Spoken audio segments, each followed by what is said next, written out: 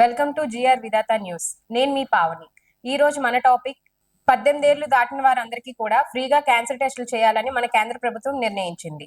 ప్రపంచవ్యాప్తంగా క్యాన్సర్ కేసులు నమోదవుతున్నాయి. మరియు మన హైదరాబాద్ లో ఎంఎన్జీ హాస్పిటల్లో నెలకు 1000కు పైగా క్యాన్సర్ కేసులు నమోదవుతున్నాయి.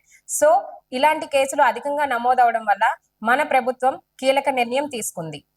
గ్రామాలలో ఉచిత స్క్రీనింగ్ నిర్వహించడానికి ఏర్పాట్లు చేయనున్నది. 10 ప్రాంతీయ కేంద్రాలు, జిల్లా కేంద్రాల్లో మొబైల్ స్క్రీనింగ్ మరియు కీమోథెరపీల ద్వారా ఈ పరీక్షలను నిర్వహించనుంది.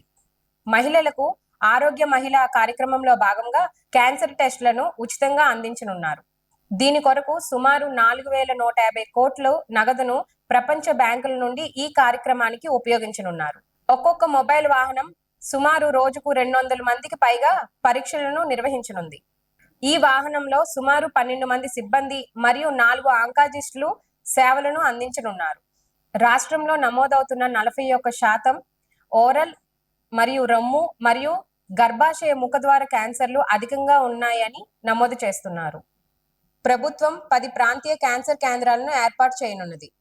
మొదటి దశలో కొత్తగూడెం, భద్రాద్రి, కరీంనగర్, ఆదిలాబాద్, మహబూబ్ నగర్, సంగారెడ్డి జిల్లాలలో 50 కోట్లతో ఈ కేంద్రాలను ఏర్పాటు చేయనున్నారు. గత 4 ఏళ్లలో 49,196 కేసులను నమోదయ్యాయి.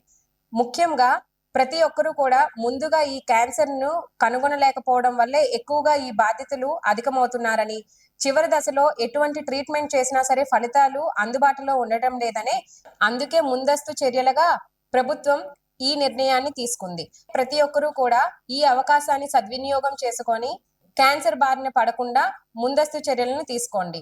అలానే ఈ వీడియో కనుక మీకు నచ్చినట్లయితే లైక్ చేయండి, షేర్ చేయండి, సబ్స్క్రైబ్ చేయండి మరియు కామెంట్ చేయండి. Thank you.